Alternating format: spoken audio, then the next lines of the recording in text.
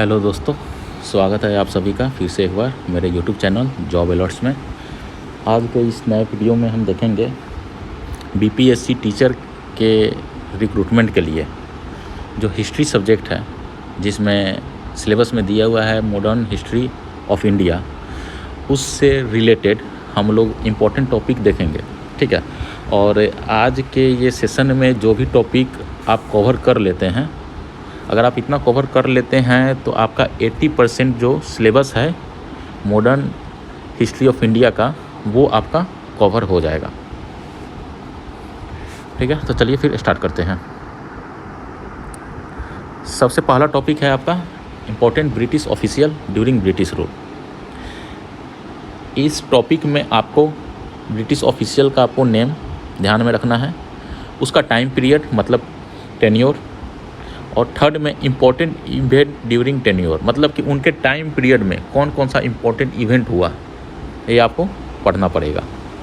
वैसे ही second topic है आपका vice Roy of India during British rule. British rule के समय में कौन कौन से वाइस रॉय जो इंडिया में काम किए, उसके बारे में जानना पड़ेगा। तो सबसे पहले नेम देखेंगे, उनका टाइम पीरियड, फिर लास्ट में आपका इम्पोर्टेंट इवेंट ड्यूरिंग टेन्योर, मतलब कि उनके टाइम पीरियड में वो है ना कौन कौन सा इम्पोर्टेंट काम किए। ठीक है, ये सब देखना होगा। थर्ड में है important revolt against British rule. यहाँ से क्वेश्चन बनता है, ये आप गांठ बांध के चलिए, 100% डैम श्योर है, यहाँ से आपका क्वेश्चन बनेगा ही बनेगा। Important revolt against British rule, तो इसमें आपको नेम ऑफ रिवॉल्ट याद रखना है। ठीक है, साथ ही किस पीरियड में हुआ या फिर किस ईयर में हुआ वो याद रखना है। उसके साथ साथ किस एरिया में ये रिवॉल्ट हुआ, ये आपको याद रखना होगा। उसके प्रोमिनेंट लीडर कौन थे, ये भी आपको ध्यान में रखना होगा। और ये रिवॉल्ट के मेन रीज़न क्या थे, ये आपको ध्यान में रखना होगा, या ये सब आपको पढ़ना होगा। तो ये सब याद करने का तरीका मैं आपको बताऊंगा कि हाँ कैसे ये सब मैं प्रैक्टिस करूंगा। देखिए, ये सब पढ़ने के लिए ना आपको है ना डेली आधा घंटा, ज़्यादा नहीं, आधा घंटा आप है ना डेली रिवाइज कीजिएगा। आपको है ना पूरा चीज़ 100% के ये 100% आपको याद हो जाएगा। लेकिन यही है कि आपको है ना डेली देखना होगा। ठीक है, मैं इस पे आपको बाद में प्रैक्टिस सेट बना के दूंगा, इस पर आप प्रैक्टिस कीजिएगा, मैं बता दूंगा कैसे प्रैक्टिस करना है। ऐसे ही आप प्रैक्टिस कीजिएगा तो आपका एक जो होता है ना 100% कॉन्फिडेंस, वो आपका आ जाएगा। चौथा है session of Indian national Congress before independence. यहाँ से भी क्वेश्चन पूछे जाते हैं, ये यूपीएससी बीपीएससी का बहुत फेवरेट क्वेश्चन है। Session of Indian national Congress, कौन सा सेशन कहाँ हुआ, उसके प्रेसिडेंट कौन थे, लोकेशन क्या था, या फिर session of Indian national Congress से है ना सीक्वेंस पूछ सकता है।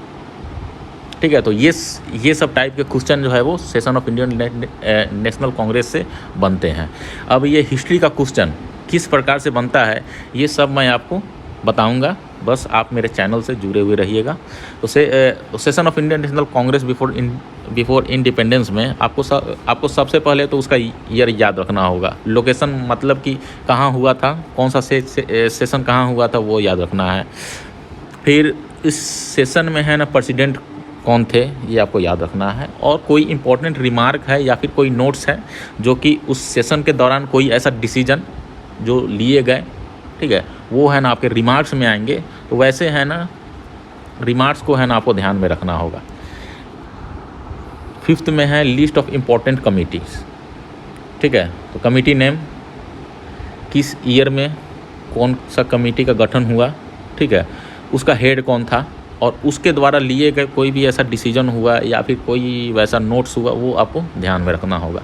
ये सब पे मैं आपको नोट्स दूंगा, मैं आपको ये सब का नोट्स दूंगा, मैं आपको टेलीग्राम चैनल पे अपलोड कर दूंगा। जब मैं अपलोड करूंगा तो मैं आपको नोटिफाई कर दूंगा कि हाँ टेलीग्राम चैनल पे ये सारे के नोट्स अपडेट हो चुके हैं, आप वहाँ पे जाके देख लीजिएगा। 6 में है list of important newspaper and journal. यहाँ से भी क्वेश्चन रहते हैं। न्यूज़पेपर, जर्नल, ठीक है, किस ईयर में, फाउंडर या एडिटर कौन है, और उसका इम्पोर्टेंट रिमार्क, ये आपको देखना पड़ेगा। 7th में है लिस्ट ऑफ एडमिनिस्ट्रेटिव कमीशन। इससे पहले हम लोग क्या देखे थे, लिस्ट ऑफ इम्पोर्टेंट कमिटीज़, लेकिन यहाँ पे लिस्ट ऑफ एडमिनिस्ट्रेटिव कमीशन के बारे में आपको याद रखना होगा, जिसमें कमीशन उसका कौन सा ईयर था, ब्रिटिश ऑफिशियल उस टाइम कौन से थे, और कोई वैसा इम्पोर्टेंट इवेंट हो या फिर कोई भी ऐसा रिमार्क हो जो आपके लिए, जो आपके एग्ज़ाम के लिए इम्पोर्टेंट हो, वो आपको देखना पड़ेगा। 8 में अगर हम बात करें तो अदर इम्पोर्टेंट वोमेन नेशनलिस्ट, यहाँ से क्वेश्चन बन सकता है कि हाँ मॉडर्न हिस्ट्री में वोमेन नेशनलिस्ट का कोई नाम बताइए, उससे रिलेटेड है ना क्वेश्चन हो सकता है। ठीक है, तो इसमें आपका नेम याद रखना है, ईयर याद रखना है, और उससे रिलेटेड जो भी नोट्स है वो आपको याद रखना होगा। 9th में आपका आ जाता है revolutionary organisation in India and abroad. अब ऐसे कौन कौन से ऑर्गेनाइजेशन थे जो ब्रिटिश शासनकाल के दौरान इंडिया और इंडिया से बाहर है ना गठन किया गया था। ठीक है, तो उसमें है ना उसका name, year, place and founder, ये आपको याद रखने होंगे।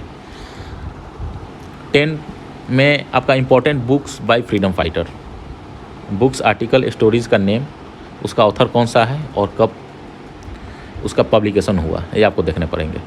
11th में है इम्पोर्टेंट बैटल्स, नेम, बैटल का name, year, opponents, winner, resulting development, ये सब आपको देखने होंगे। 12 में है 1940 टू 1947 का कंप्लीट फ्रीडम इवेंट्स। 1940 से लेकर 1947 का जो भी घटना चक्र है वो आपको देखना पड़ेगा। जैसे कि इसमें आप है ना देखिएगा, first round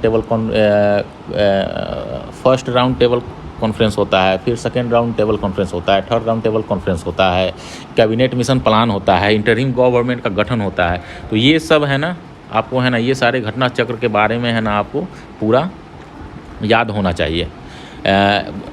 first round table conference या फिर राउंड टेबल कॉन्फ्रेंस से है ना क्वेश्चन पूछा जा सकता है कि इसमें से कौन से ऐसे लीडर थे जो है ना फर्स्ट राउंड टेबल कॉन्फ्रेंस में शामिल नहीं थे, या फिर सेकेंड राउंड टेबल कॉन्फ्रेंस में शामिल नहीं थे, या फिर थर्ड राउंड टेबल कॉन्फ्रेंस में शामिल नहीं थे। ये ऐसा क्वेश्चन पूछा जाता है। 13 में है आपका रेगुलेटिंग एक्ट 70-73। 14 में आपको पीस इंडिया एक्ट 70-74। 15 में आपका चार्टर एक्ट 80-33 एंड 80-53। 16 में आपका गवर्नमेंट ऑफ इंडिया एक्ट 80-58 से लेकर 90-35 तक। 17 में आपका इंडियन डिपेंडेंस एक्ट 1947। 18 में member of cabinet mission plan, मतलब कि कैबिनेट मिशन प्लान का जब गठन हुआ था 1946 में, तो उसके मेंबर कौन थे। Member of interim government in 1946। 1946 में जो आंतरिक सरकार का जो गठन हुआ था उसके मेंबर कौन थे। ठीक है, उसके बाद first round, second round and third round table conference, ये सब आपको देखने पड़ेंगे। और अगर आप ये 20 टॉपिक आप कवर कर लेते हैं तो आपका 80% सिलेबस जो है वो कवर हो जाएगा। और हिस्ट्री में कोई हार्ड क्वेश्चन नहीं रहेगा, जो भी क्वेश्चन रहेंगे इसी टॉपिक से रहेंगे। ठीक है, और इस पे क्वेश्चन कैसे बनते हैं ये मैं आपको एक अलग लेक्चर में आपको बताऊंगा कि हाँ इस पे क्वेश्चन कैसे बनते हैं। कि देखिए क्वेश्चन कैसे बनते हैं ये मैं आपको बताऊंगा, किस तरह आपको पढ़ना है। जब ये आप ये डिस्कशन देख लीजिएगा तो आपको पता चलेगा कि हाँ हमें है ना किस तरह पढ़ना पड़ेगा ताकि हमें ना किसी क्वेश्चन को हम अटेम्प्ट कर सकें। ठीक है, तो इस पर मैं एक फुल डिटेल वीडियो बना के डालूँगा। आज के लिए इतना ही। ऐसे ही रेगुलर अपडेट के लिए मेरे चैनल से जुड़े रहे, और मेरे चैनल को अभी तक सब्सक्राइब नहीं किया तो सब्सक्राइब कर दे, लाइक कर दे, शेयर कर दे। ठीक है, तब तक के लिए गुड बाय।